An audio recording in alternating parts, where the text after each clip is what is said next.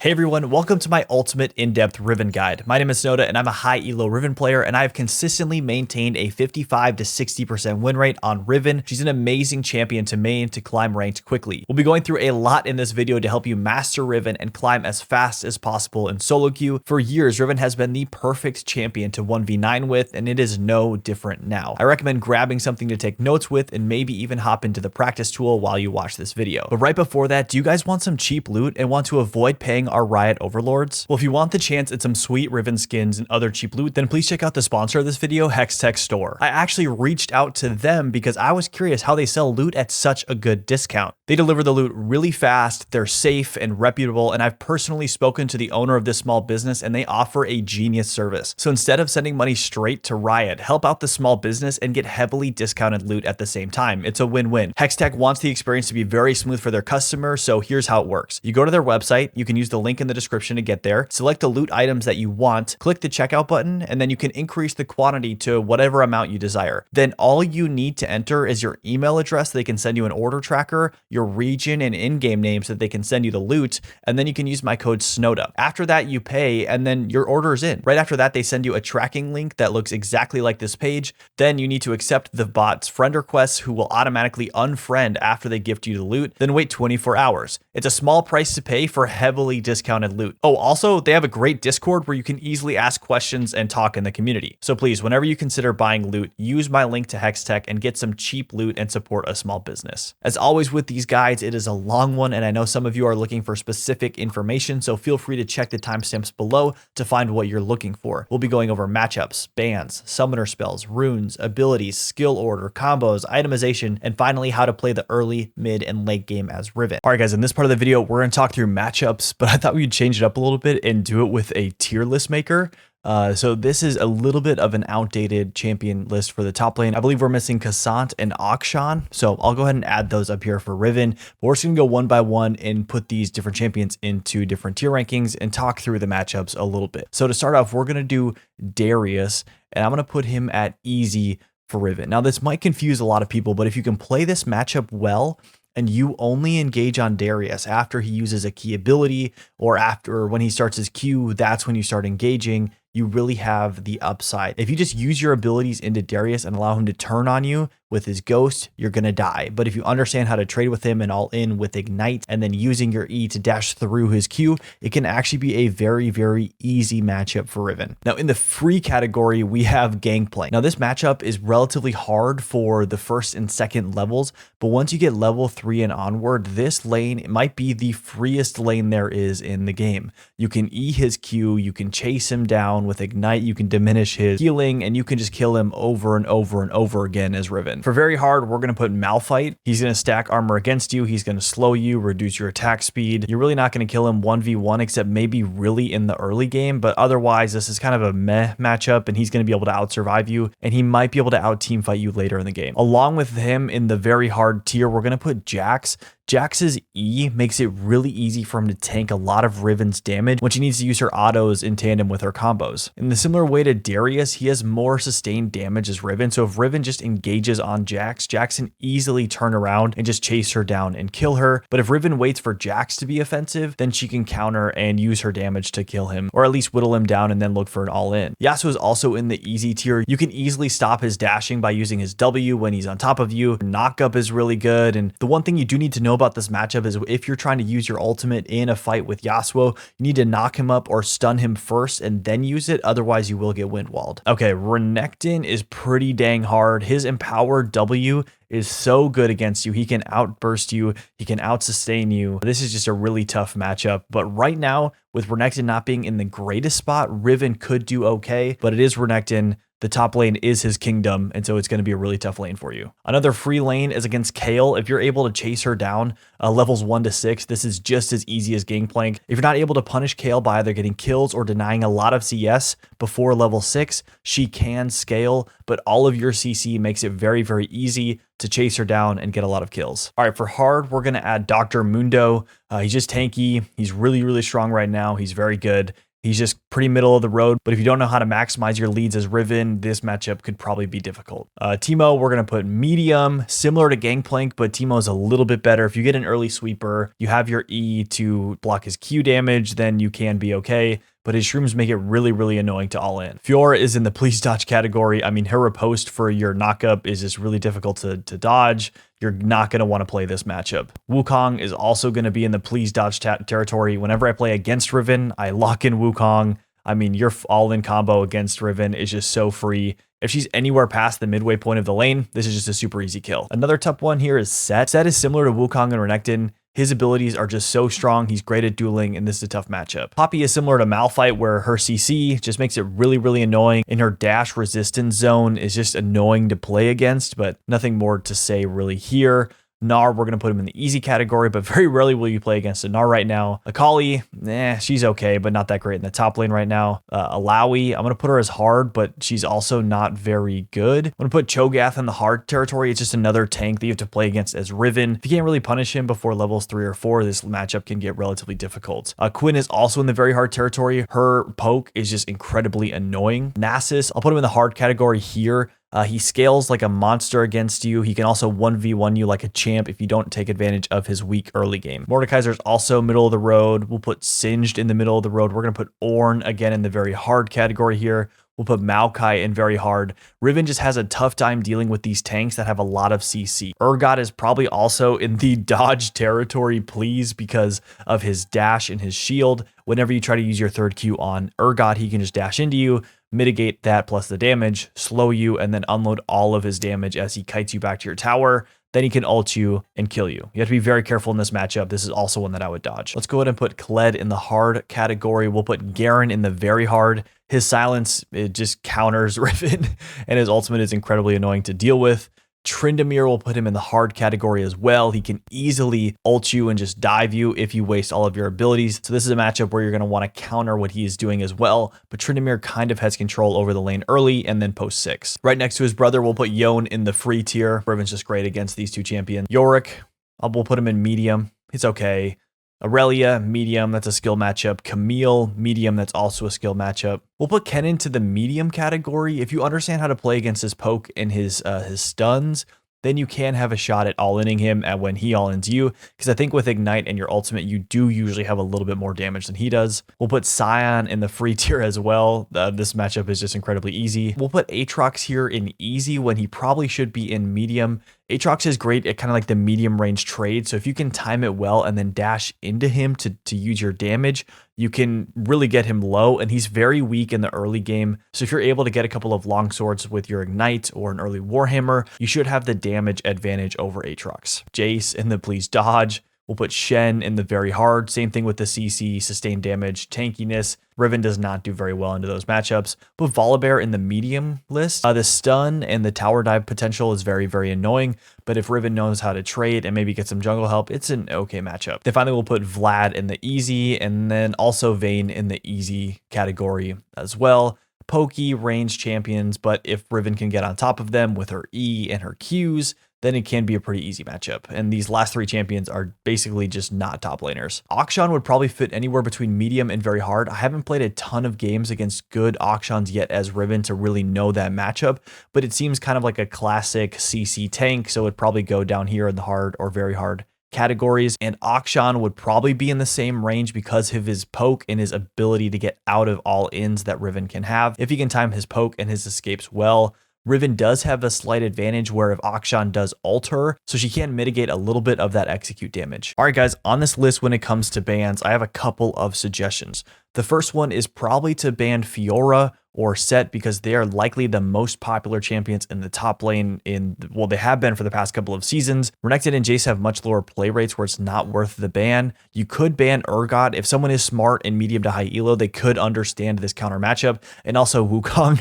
I mean, if Fiora is already banned, go ahead and ban Wukong or Urgot. Those 3 champions are just the worst to play against as Riven. Okay, so on Riven, you have a choice between taking Flash and Teleport or Flash and Ignite. Flash and Teleport are just what top laners have been taking for many, many years now. But for the past couple of years, teleport has slowly been getting nerfed, where it's not as useful in the early game. It's really only a get out of jail free card for one time in the top lane if you die early. If you are confident in your laning and you want to play more aggro, then I recommend taking Ignite with that sorcery tree. It's going to give you a lot more functionality within the laning phase and give you way more kill pressure that you can snowball off of. This patch alone, about 80 to 85% of all Riven players in ranked have chosen to take Ignite over teleport. When you pair that with the rune pages we just talked about, it's just a super easy pick. I personally recommend taking Ignite now in the top lane for any bruiser, unless you are very, very unsure about the lane that you're in or the champion that you're playing. In that case, you can just take teleport. All right, guys, now let's talk about the runes for Riven. I'm on one of my Smurf accounts right now, and we're just gonna mess around in this rune column so we can just talk about the theory behind what the best runes are that you can take on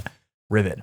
If you just want a super simple rune page that you can take in every single game and you're wondering if you can just save it and keep running it, this is the rune page you're going to want to take. So you're always going to want to take Conquer. Triumph is also another one you're going to take in every single game. It is just way too good. Really weak into high CC team compositions. And so usually you're going to want to take Legend Tenacity so that whenever you get a kill or a teammate gets a kill that you have an assist on, you will get permanent tenacity added for champion stats.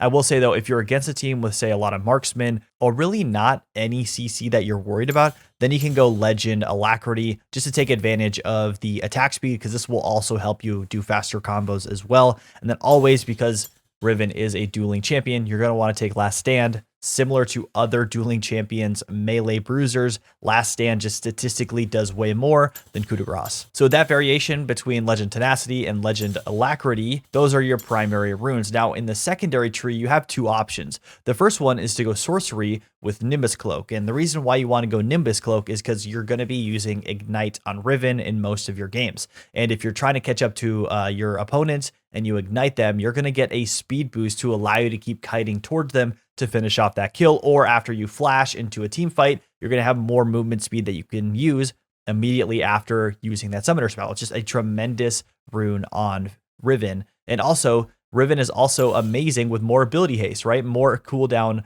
reduction. So taking Transcendence plus Nimbus Cloak when you're running Flash Ignite is just a very, very good combo. Now, if you're running Teleport or you're not feeling this super aggro style and you want to go a little safer, you can go Bone Plating into Unflinching, right? You're still going to get that.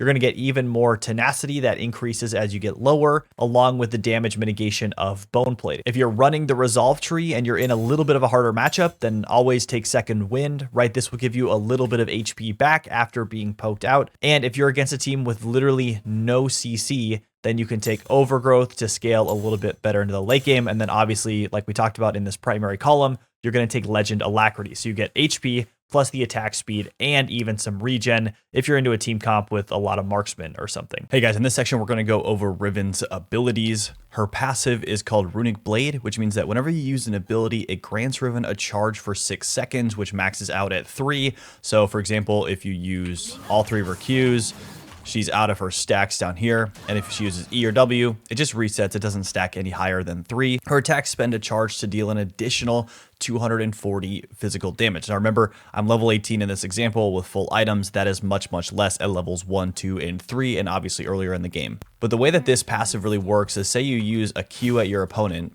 So her base damage does 406. If you Q and then auto, it does 670. So the goal of all of Riven's combos is to weave auto attacks between her abilities to get the most amount of damage. Riven's Q is her bread and butter ability. It's called Broken Wings. She dashes forward, dealing physical damage. Then she can recast this ability twice. The first recast is the same as the original, but the second has a different effect. And that third one is a knockup. So this one dashes her forward a little bit, dealing damage. So does the second one. And then the third one is the knockup. 1, 2, 3. Now it's important to understand the cooldown on this ability. If you use 1 Q, you have about 4 seconds to use a second Q, and then it'll go on cooldown. Since I have so much CDR, it's up early, but one way that you can do this to make sure that you typically have your Q up at the end of the cast time is to use a Q, wait 4 seconds, use another Q, wait 4 seconds, and then maybe engage. And then you have your Qs up again right after. Okay, Riven's W is Key Burst. Riven's sword emits a burst of runic energy, deals physical damage, and stuns for 0.75 seconds. So this is Riven's simple stun. It casts around her. It can even cast behind her, on her left side, in front of her. It just kind of around her in a circle, it stuns them. So if she hops into a team fight with, say, this combo, and then stuns everybody in her vicinity, that's really, really good. It's an AoE stun, basically. Riven's E is called Valor. She quickly dashes and gains a shield that scales with her AD for 1.5 seconds. So she dashes and she uses the shield, which is very, very simple. They can kind of animation cancel with other things.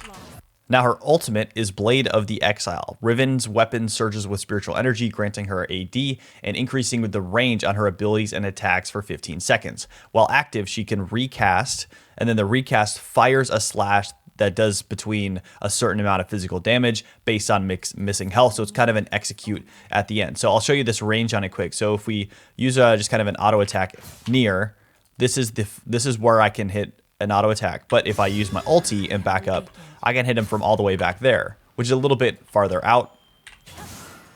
It just increases the range of her abilities, and she can send that slash, which does an execute damage at the end. Briefly, I'll mention how Riven's abilities can kind of incorporate into Gore Drinker. A lot of her abilities can animation cancel, where she can cast multiple at one time. So her Gore Drinker is really good that she can cast in the midst of her Q. She can also cast it in the midst of her W. She can also even cast it with her E.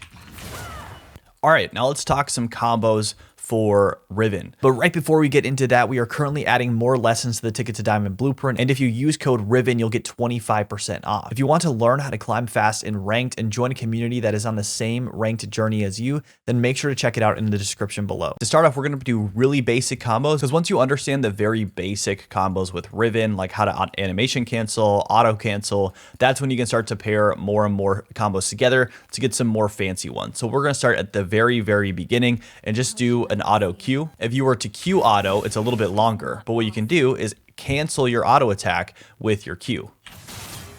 You can also animation cancel your W, so we can do auto W. Gets it off very, very quickly. You can do a very easy W combo with your Gore Drinker that we just talked about, which is this. You can cast a Gore Drinker slightly before your W, and then it'll go off just before. Riven's E is the key to a lot of her animation cancels. So if we look at the cast time for her ultimate, it takes this long.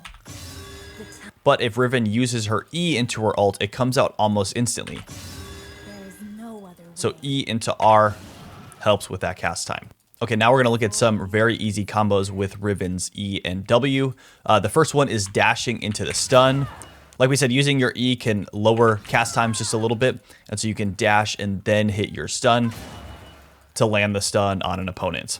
But if you wanted, let's say you were being chased down back to your tower over here, and this dummy was the champion on top of you, the way to pull this off is to use your W immediately after casting your E, and you'll leave the stunned area back here as you dash away. All right, next we're going to talk about Riven's fast combo. If you don't know this combo, I highly recommend that you just stay in the practice tool and keep learning it until you get it down, because this is going to be how you get most of your damage off as Riven. So you're canceling your animations by clicking away, but always immediately going back to hover your cursor over your champion so that your Q hits them and doesn't go past. You're always using your Q to cancel your autos as well.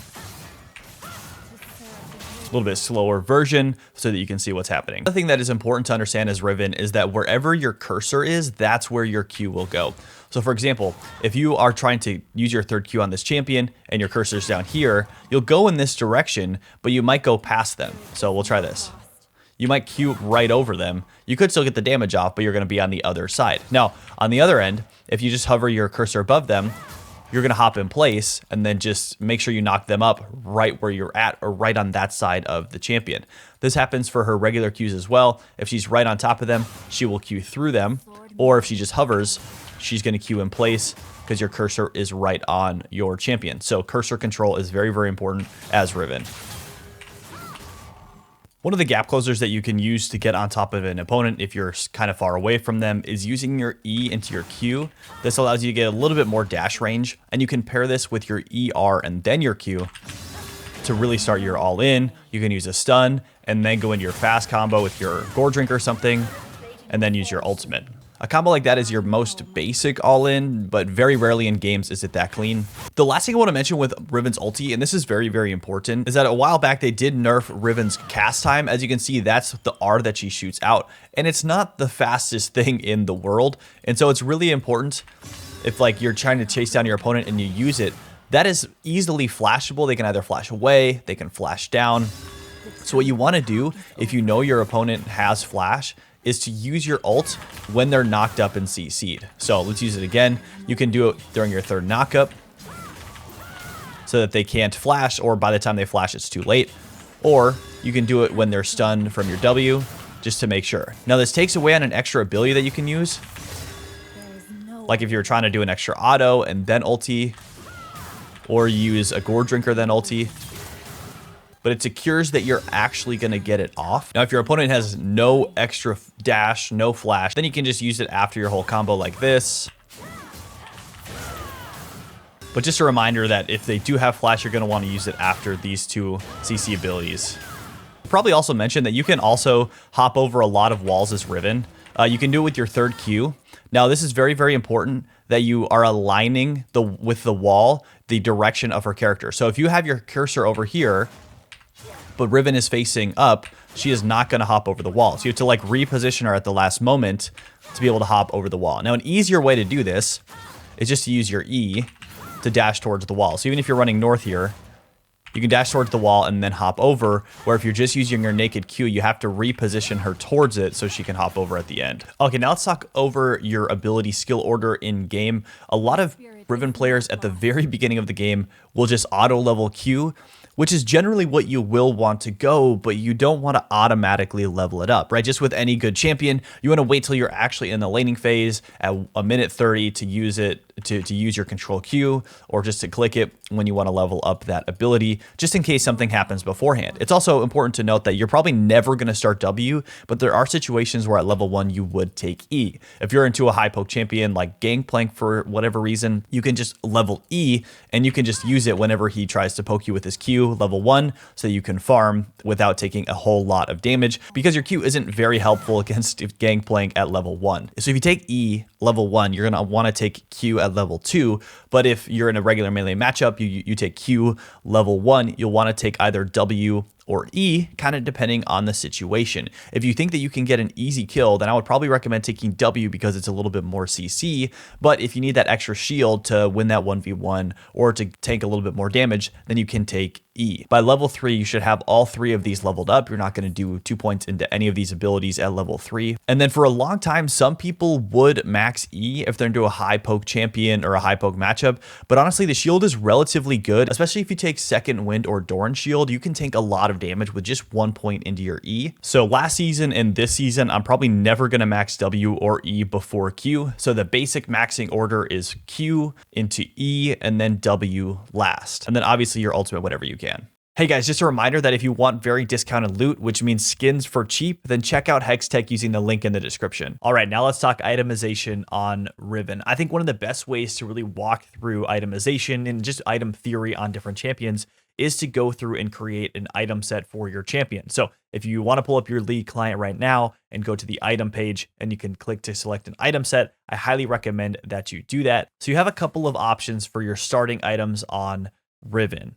The first one is taking Longsword. Now this is kind of the default one because you get 3 health pots and it will just build into a very early Warhammer, which gives you AD and some cooldown reduction. If you're in somewhat of a moderate lane, then I recommend just taking Longsword, but there are situations where you would want to take Doran's Blade instead, even though you don't get extra health pots and you don't get the easy itemization into Warhammer. Those are situations where you think you might have an early all-in at level 2 or level 3, like against a Darius. Whenever I'm playing against Darius, I go Doran's Blade, health pot, and trinket, because the extra health that comes from Doran's Blade, plus the AD, plus the little bit of Omnivamp, will give you a little bit, will just give you a couple more stats that will help you win and survive a one-on-one with Darius. You would also want to take Doran Shield into any situation where you don't think you'll be able to get a kill and you're mainly just going to be poked out. If you're having to take the Second Wind rune, you probably also want to pair that with Doran Shield if you're playing against Teemo, Akshan, Vayne, Quinn,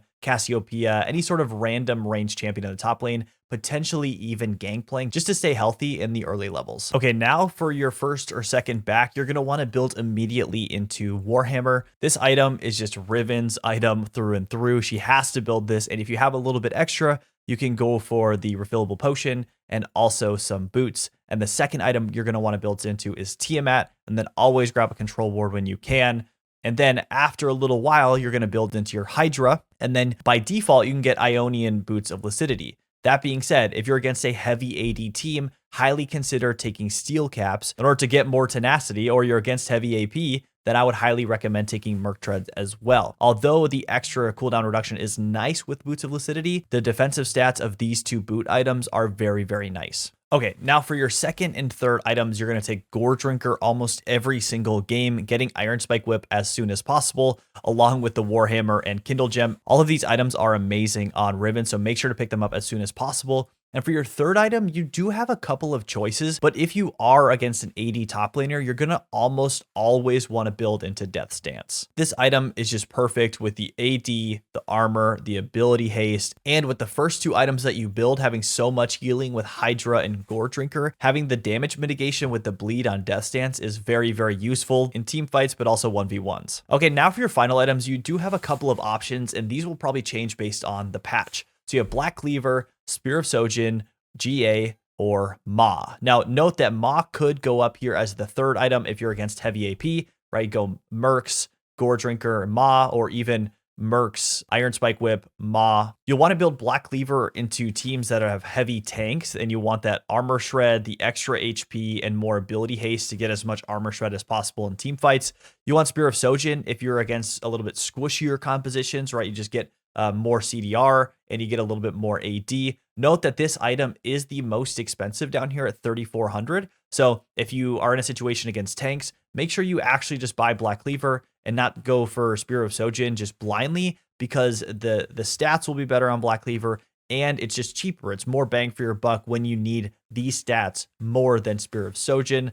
As always, GA is an amazing item on AD bruisers, and Ma is just an amazing item into AP champions or AP team composition. So this is the itemization setup that I would bring into a game. And then kind of depending on the situation that you're in, you can customize the order and then also figure out which of these final items you want to build as you get later into the game. All right, guys, if I'm doing an in-depth guide, then I absolutely have to talk about skins, right? Especially when we're talking about abilities and combos, Riven skin actually makes a difference. Some of these skins are much more clean and fluid to use and look at than some of the other ones. So for example, in my combo part, I used Spirit Blossom Riven. That is probably my single most favorite skin as Riven. It's super clean, it has some flair, and it's by far my favorite skin. Now remember, if you want to get some super cheap loot and skins, then make sure you check out Hextech and use my link in the description below. Right after that, I'm going to put Dawnbringer Riven. Now this one's a little bit to get used to, but it is an amazing Riven skin. Her abilities are flashy, but also clean, and her fast combo is incredibly satisfying to use with this skin. I'm also going to have to put Championship Riven up here in the S tier. That skin is a classic in OP. For people that have the original, I'm jealous. I wasn't playing Riven back when the original came out, so I do have the newer version of it,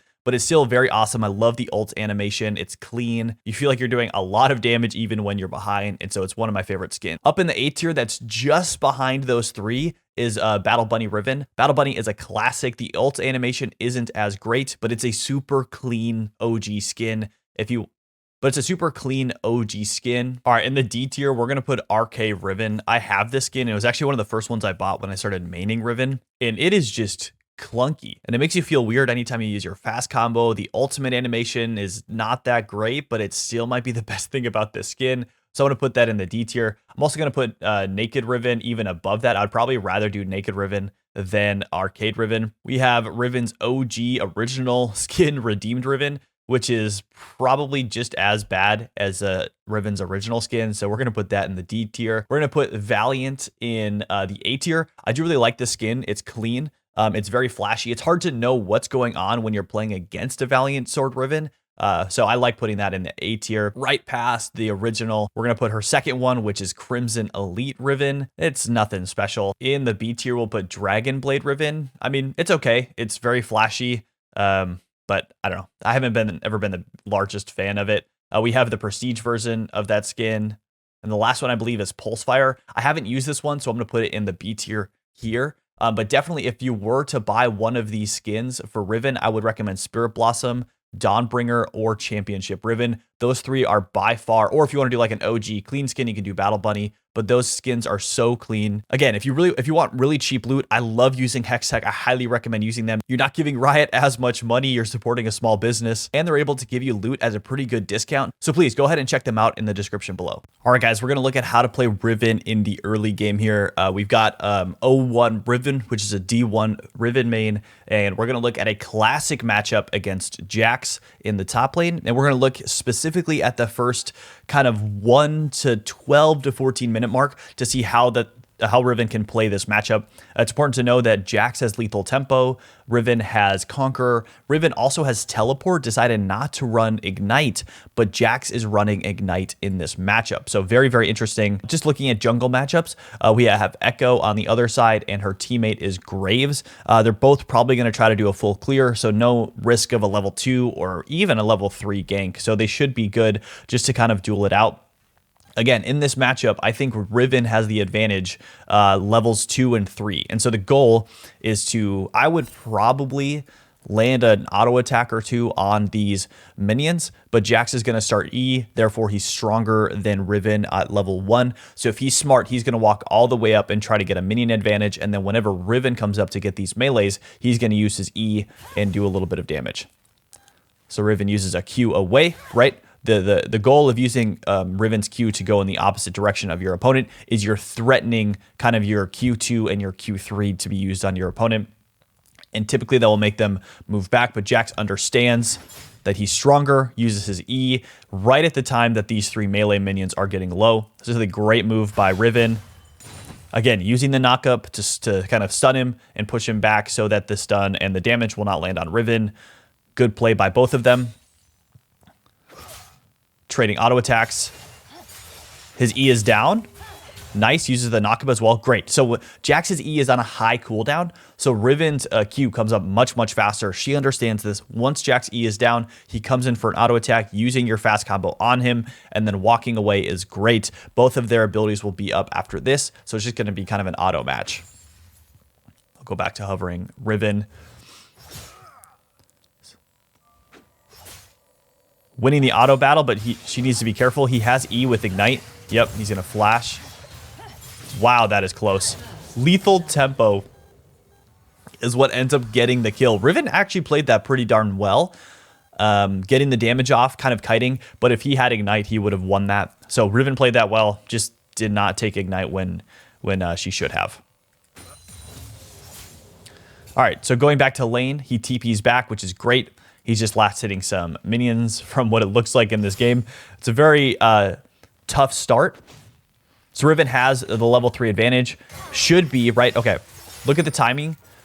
Echo has done, how many camps has he done? Probably 5, 24 CS, 16. He's only done 4 camps, but is level 3.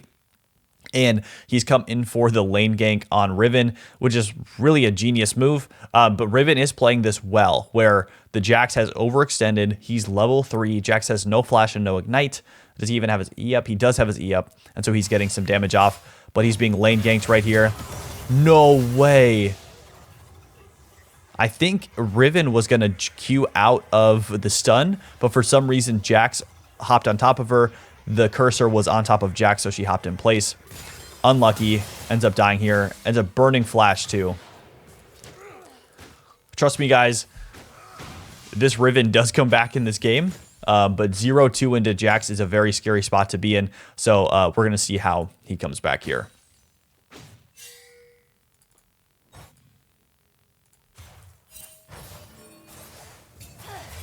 Okay, queuing back to lane, which is great. It's free. Get some distance on it. He's looking to cancel Jax's recall. He's able to. Nice. He's going to pop his E here. Walks out of it. Great.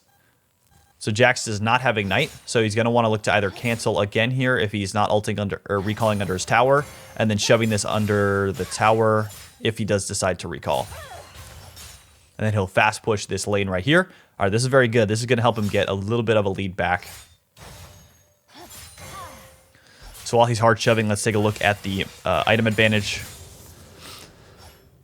Let's move Riven up here. Riven has 1 longsword. Jax has 2. Riven is going to be able to back here and get something. 2 longswords, 2 longswords. So it's even. Jax does have Ignite back up with his lethal tempo. Riven's going to have to be careful. But Riven does get a kill here, so let's see what he's able to do. So we know that Echo is bot, so he can overextend just fine. Uses the 3rd Q. All right, so Jax engages on him, which is great. So he uses his combos in retaliation. We talked about this in the matchup section. Jax and Darius are the 2 champions where you want to wait for them to engage, and that's when you kind of counteract their damage. If you jump into them, they have way too much sustained damage for you to outduel, and they will just chase you down and kill you. So kind of floating back, Jax has the wave advantage. So you waste E. That's great. And now Riven can use her full combo here. Even though he has Ignite, uses the E at the perfect time. Auto attacks. Yep. Bingo. Right. Jax should have just slow pushed, tried to bait the Riven into fighting him, and then he can fight with the full wave. Instead, he tries to go in onto the Riven without her engaging. See, a lot of people are very scared of Riven engaging on top of them, but that's actually her most vulnerable time. Whenever you wait to engage and fight when your opponent, as Riven, when you wait for your opponent to start fighting you, that's when you have the highest probability of winning a fight. So now that she has this advantage, let's see what she's able to buy here. Remember, she was 0-2 when that fight happened. That was just an outplay from her understanding the matchup with Jax. So instead of going Caulfield's Warhammer, which Jax runs here, Riven goes straight for the pickaxe, which I guess is probably a more efficient use of her gold. It'll give her more AD, and she's able to keep her longswords. She just doesn't have the cooldown reduction. She's hoping to just kill him with 1 full combo here with her ultimate, because he's about to have flash up but no ignite. So she will win this duel if they were to fight again. Can she can look for a freeze here. Her wave is here. Force Jax to stay overextended. She has 3 minions, so she shouldn't auto. She should only last hit or trade autos if Jax is last hitting. Uses E too early. Great. When her abilities are back up, she should look for either an all-in or a good trade. She should be matching her autos with Jax's here so that she doesn't get shoved into tower. Uses her. She probably should have gotten a couple more, maybe 1 more auto in Q. She has her ult up. Like, I think she could look for an all-in after this E. Stun him before the sun goes off. Nice, nice, nice, nice. And keep the freeze. Force him to overextend. Keep the freeze. Just kidding. It's going to crash. He's able to get the minions to crash. She should probably... I guess she could probably freeze this. She still has good damage. What is Jax coming back with here? Sheen. So he'll be better at this poke game. Riven still has the advantage of in the all-in. Jax has Ignite up in probably like 30 seconds. Maybe 40 seconds. Just last hitting, right? Building a big wave, hoping to look to get a lot of damage here, or just recall and get her Warhammer. Just last hitting. Nothing fancy. Using the Q. Now she has 2 charges. Jax cannot walk up and get this CS. It's probably not going to die anyways, though. Threatening the 3rd Q. Nice. Let's back up off cooldown now. Level 8 versus level 6. She should be looking to play very aggressive here, regardless of what Jax's cooldowns are. Because if he's going to overextend, there is a chance for a dive. Because you're just 2 levels ahead. That's a lot of armor, a lot of AD. Okay, waste that opportunity. Because if he got chunked to half, Riven could just dive when his E's down. Get the kill. Deny a wave and a half of minions. But instead he's going to be able to farm for free. Right, so if that happened and he was half HP, Riven could just all in with her ultimate. She has plenty of AD. Is threatening a lot of these minions, though, which is good. She knows she has the advantage. If she's going in, ease into his ult. Wow, gets his summoners, too. Ends up getting the kill. Very good. Again, if you're not able to get an advantage early as Riven, Jax will clearly outscale you. So, gets the plate, eases the tower damage. Very, very clean.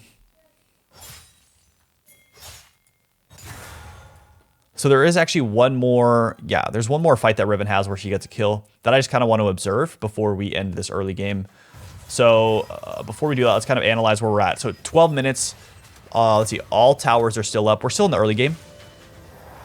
So if you pull up the scoreboard, Riven has her full Hydra, right? Full Hydra with Conqueror, definitely looking to fight at 100 CS, clearly beating the Jax. The Jax swaps lanes and goes to Akali's lane. Riven knows that she can fight Aatrox. He's got Serrated Dirk, but he is not tanky at all to sustain her damage.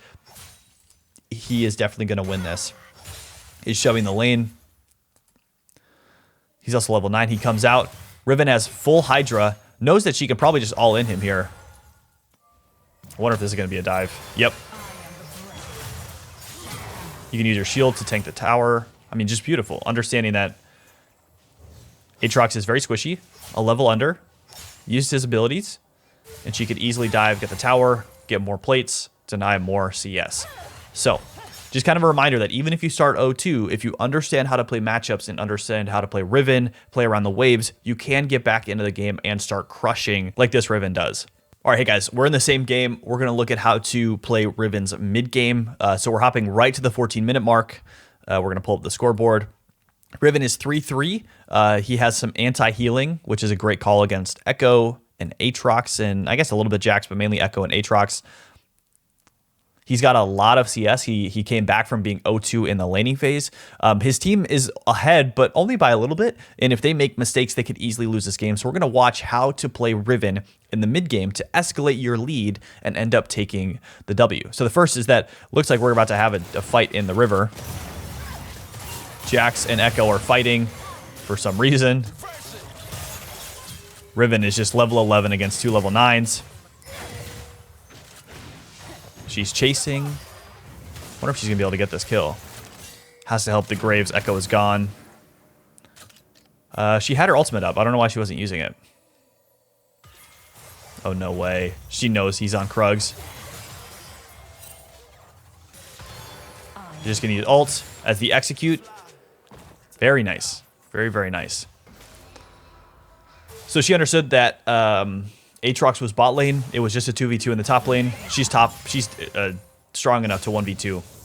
It's able to do that. Graves was not very strong, but she's able to kite around him.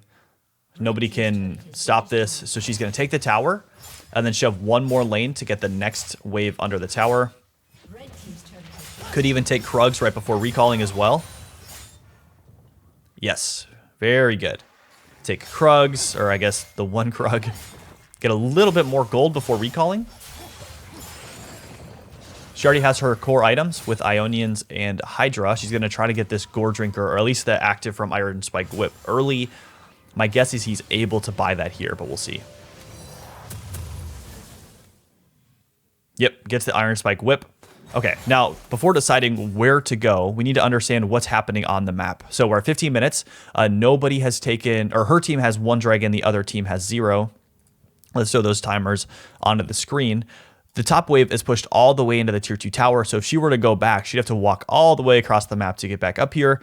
She could go mid, but Xayah's already farming this wave, and it looks like Akali is also going bot. However, Dragon is up, and her team now has a pretty substantial lead, but a lot of the gold is on Xayah and Riven, and so if they are going to fight Dragon, they do need to be all together, or at least Riven should be down here with her team. And we see Kai'Sa up here farming in the top lane. She should probably go to be spam pinging Dragon, and they take it together while Kai'Sa's shoving the wave back to her tier 1. She can take Dragon, either recall or just walk back up to the top lane and then end up catching that wave. Okay, she does change her pathing. So they are pinging Dragon here because Kai'Sa's in the top lane. They know exactly that. They're going to start fighting here. They kill the jungler. That's a great ping by either Riven or Riven's team. And he's just taking red buff while they're fighting. They're ahead, so it's fine. But so they end up getting Dragon. Her team gets mid turret. And instead of just AFKing mid with her team, she goes top to farm that wave. And she'll probably be able to push 2 more waves. And then she can either look for another recall or an invade or a dive of some sort. But we'll see what happens. I guess they haven't taken Dragon yet. Now they're taking Dragon. So she is top, ran over a ward. This might not be good. She's going to get collapsed on. Her team is not with her, and they're not a dragon, so she should just play safe right now. Oh my gosh, that was incredible. He doesn't know he's on a ward.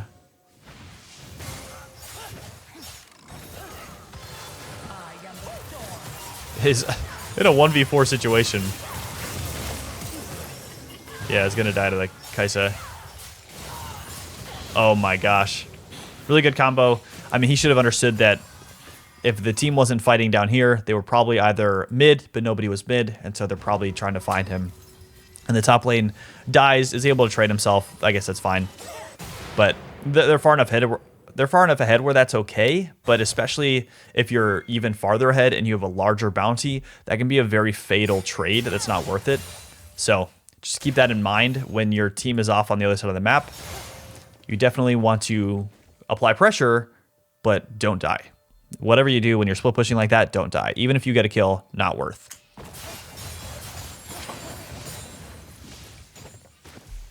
Her wave is shoved on her tower, does Krugs, still 2 levels ahead. Kaisa's up there. Wow, dies again, but Graves is able to come up. They do end up getting the second kill, probably. Wow, Braum just annihilating the Jax. That's okay. She had her team coming. She did a lot of damage. Got it all out before dying. She was just focused. I'm really okay with that play, especially with Braum roaming up.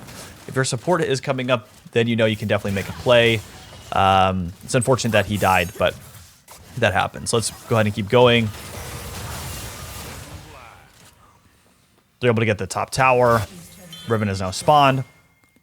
He wants to go bot lane because Dragon is up and Baron is up and he has teleport. He wants to force Jax into the top or the bottom lane to match him because he has ignite and not teleport.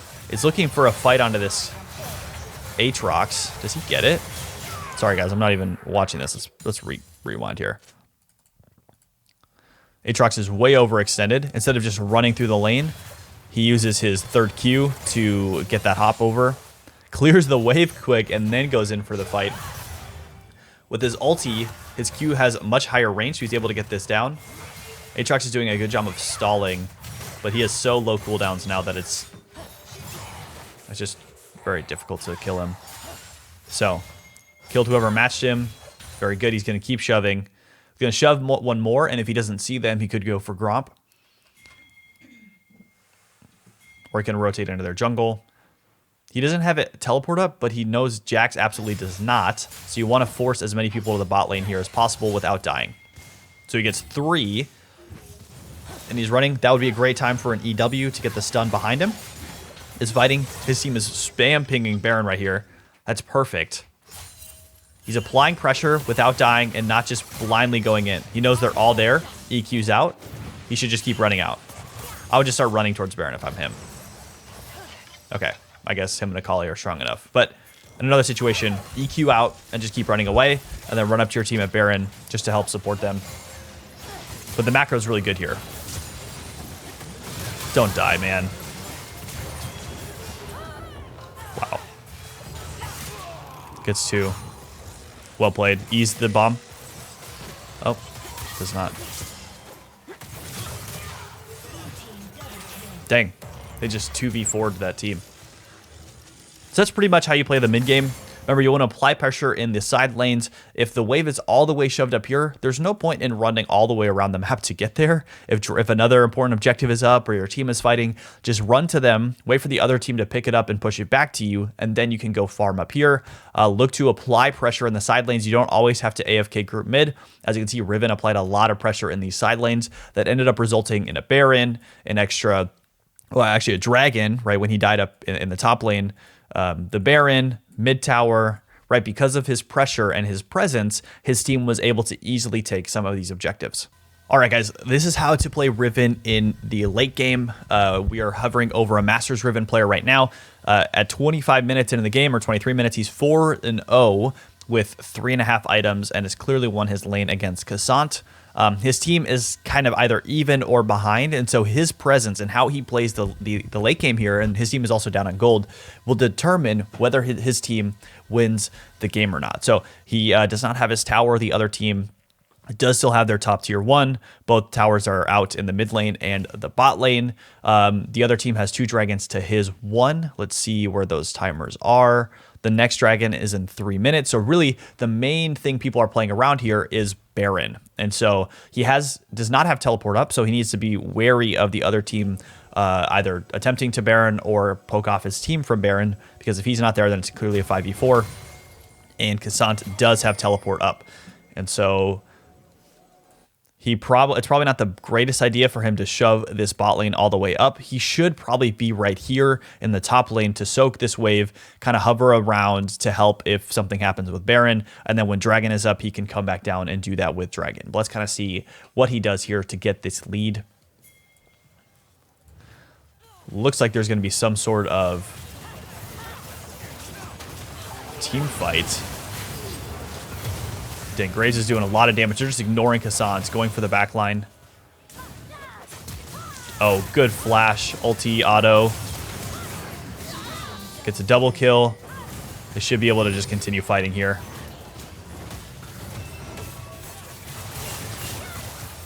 Yep, very responsive to his team being engaged on, and he could potentially get a pentakill here. Holy moly. A lot of this is luck, too. It's not really macro play. It's just him being in the right spot at the right time. Oh, no. It's not able to get it. Gets a triple, and then they should get Baron here.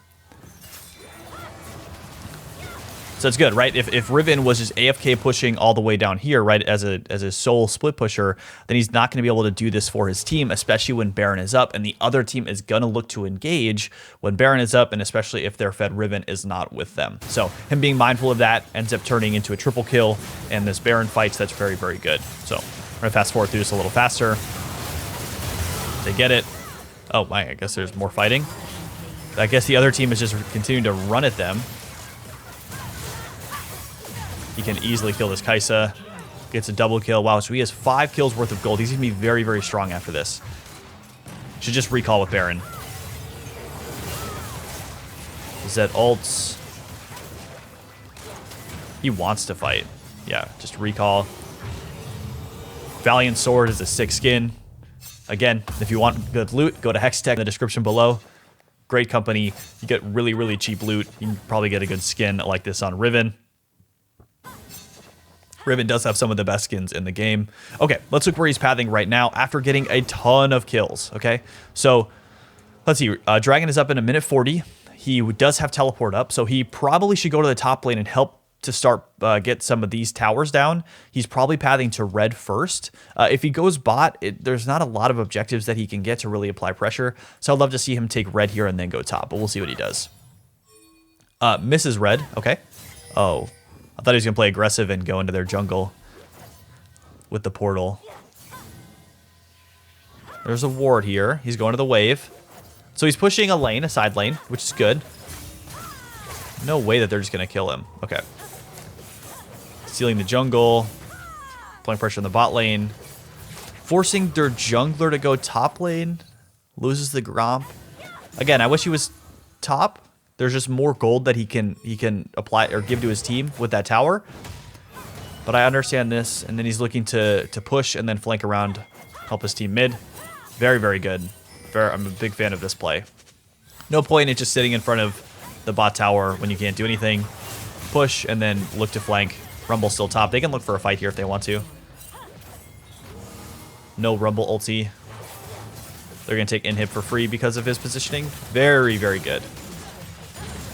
And again, he could have done this from the top lane as well, where he pushes, takes the tower, roams through the jungle, and looks for a flank there as well. Rumble's simple positioning mistake there kind of just gave up inhib. Because again, this team is not that far behind, but they're just being outplayed. They're looking, wow. Okay, kite back out Riven, kite back out. And then over the inhib. Oh, he almost got the inhib jump. He got an EQ just on the side to get that. Taking a lot of damage. Rumble ulti coming out. I don't know if this is going to work. Dang, Kai'Sa lives and they die, giving up shutdown gold. They get aced. They're going to lose Dragon. So they stayed a little bit too long there, right? I mean, this probably goes without saying, but inhib into Dragon. No point to linger, especially once Rumble backs. You've already outplayed them. Now you're just extending and giving them a chance. They're going to be able to get mid tower and Dragon here.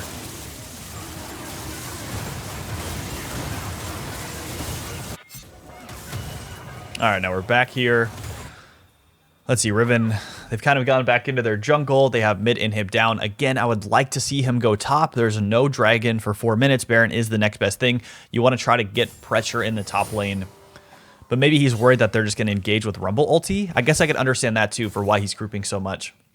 That makes sense. I don't know why he's AFKing in this bush. Okay, he's back. I would just... Well... Akali dies. Yeah, I would just get the heck out. And then go top lane, but see, they're not getting a lot done for just sitting in the jungle. But again, I guess I can understand if there's so much fighting happening in this game where they do just want to sit on his team so that they don't die. They have really good engage with Kai'Sa, Zed, and Rumble. So I can understand that, but as you can watch in the top lane, his waves are just eating these enemy waves. He could be level 16, almost level 17 now if he was farming in the top lane. Instead, he's kind of roaming around without his top laner or his mid laner in their jungle looking for a big play, which is great, but they're down a man. Has to end up burning his flash to get out. They're trying to fight a 4v5. I don't understand what they're doing. I don't think this ends well. Okay, and they lose another one. I mean, if I'm that Akali, I'm like, what in the world is my team doing? Again, he could be getting this tower top lane. They should not be fighting right now. Okay. Ends up recalling. Looks like they actually do want to engage here. They have some flank wards. He's pinging this ward right here. And they don't have their ults, so this could be a good bait play with his whole team up now. Yep, they're right there. He's going to hop over the wall. Oh, he misses it. Still gets the stun, though. Ult on a 2. Tower, nice. Yeah, you just kill her. That's actually really good. They could probably go ahead and end the game. The fact that that worked even after their 4v5 attempt is pretty impressive. But again, they're trying to throw this game, and the other team is not letting them. Gonna ult his own Bard. Or his own Riven, that's kind of funny. Okay, no need to chase the Nami. Just kill the minions and win the game here. Casanta's not going back. He knows the game is over. From what it looks like, they don't end here. They need to be... Graves should be hitting those minions in the front, and they should all be hitting the tower. The fact... Yeah, one tower should be down right now, and then they can leave. Or do another one. And now they're just going to get engaged on and lose. They just... This team thinks that they're going to win when the other team has just as much gold as they do. And if they're extended, the other team has an advantage. Okay, I guess they've killed them. They should end here, but they're not going to. Again, they're lollygagging.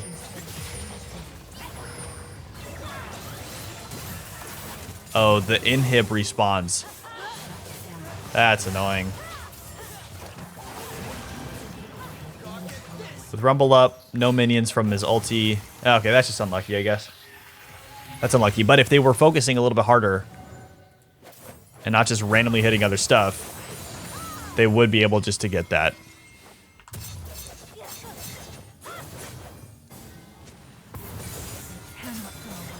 Okay, now they're going to have to fight a dragon, unfortunately. Waste his ult. Graves wastes his ult. If the other team wants to go for dragon here, they can... Well, I guess it's soul. They can just push mid. Graves isn't there. It's ignoring the Cassant, which is probably good, but with the choke point like this, he's going to be on his own. Yeah, has GA though. Able to waste time. He's probably going to try to look to get out. Very good. Very good. Wastes a lot of time, allows his team to kill the Cassant.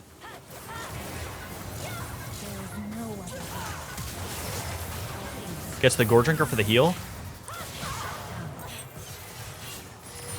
Graves isn't even with them, he's just doing Dragon. I mean, they should just be pushing together to win this. I guess he's trying to secure it, but this is also just the game.